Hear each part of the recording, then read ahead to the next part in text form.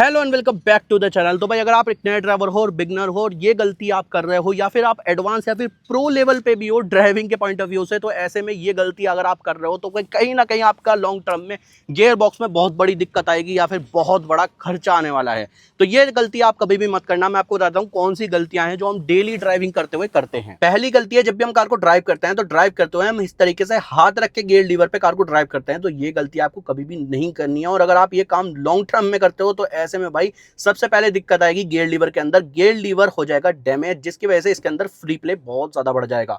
उसके बाद दिक्कत आएगी आपके गियर बॉक्स में और उसके बाद भाई टाइट पड़ने लगेंगी गियर, जिसकी वजह से क्लच में भी दिक्कत आने लगेगी, क्योंकि क्लच आप बहुत तेजी से प्रेस करने लगोगे जब गियर टाइट पड़ रहे हैं। उसके बाद दिक्कत आने लगी क्लच में और क्लच में आने के बाद फिर आने लगी क्लच प्लेट में। तो आपका गियर बॉक्स और क्लच प्लेट दोनों ही डैमेज हो सकती हैं इस गलती से।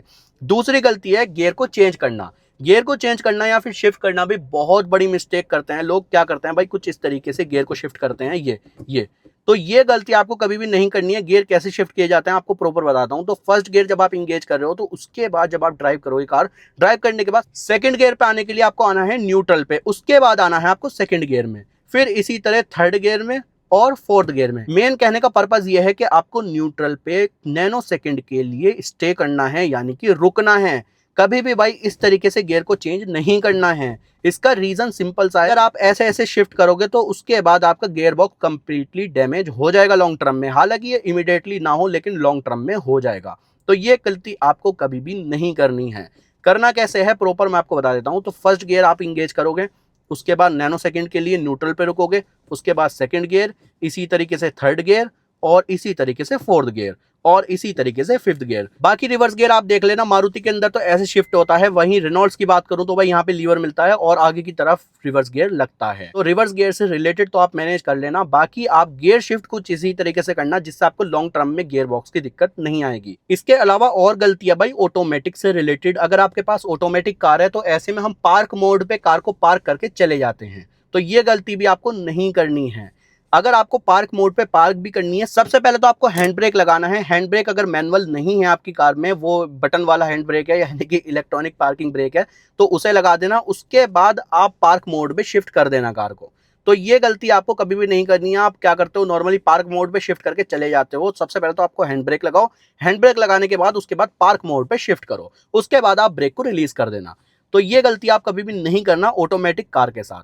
तो ये तो हो गया ऑटोमेटिक कार का। बाकी मैनुअल कार का आपको ऑलरेडी बता चुका हूं। इसके अलावा जब भी मैनुअल कार में गियर चेंज या फिर शिफ्ट करो तो ऐसे में क्लच को कंप्लीट प्रेस करो। और अगर आपका मैट थोड़ा थिक है तो ऐसे में भाई थिन वाला मैट यानी कि पतला वाला मैट डलवा लेना, क्योंकि भाई क्लच कंप्लीटली प्रेस नहीं हो पाता, जिसकी वजह से आपके गियर अटकने लगते हैं और लॉन्ग टर्म में गियर बॉक्स में और क्लच प्लेट में दिक्कत आ जाती है।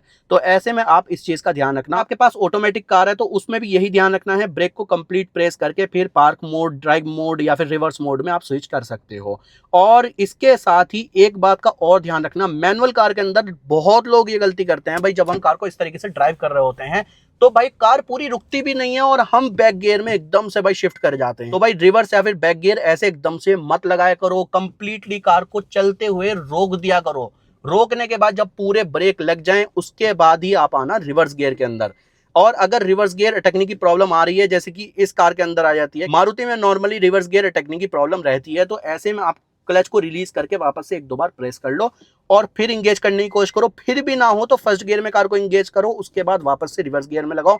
फिर भी ना हो जैसे कि यहाँ पर हुआ है तो उसके बाद फर्स्ट गियर में कार को लगाओ, थोड़ी सी आगे बढ़ाओ और उसके बाद फिर से लगाओ। इजिली आपका रिवर्स गियर लग जाएगा बिना किसी प्रॉब्लम के, जैसे यहाँ पर लग चुका है। सारे मेथड मैंने लगभग यूज कर लिए। उसके बाद जो लास्ट मेथड है, आप फर्स्ट गियर में कार को इंगेज करो, उसके बाद हल्का सा आगे बढ़ाओ और उसके बाद रिवर्स गियर लगाओ, तो भाई इजिली लग जाएगा। और वहीं बात करूं चलते हुए रिवर्स गियर डालने की, तो ये गलती तो आपको बिल्कुल भी नहीं करनी है। इससे आप अपनी कार के क्लच प्लेट और गियर बॉक्स दोनों ही को डैमेज कर लोगे। वीडियो अच्छी लगी हो तो वीडियो को लाइक कर देना, चैनल को सब्सक्राइब कर देना और इसके अलावा ये वीडियो दोस्तों के साथ भी शेयर करना, जिससे उनको भी पता लगे कि लॉन्ग टर्म में कार के गियर बॉक्स को कैसे मेंटेन रखा जाता है।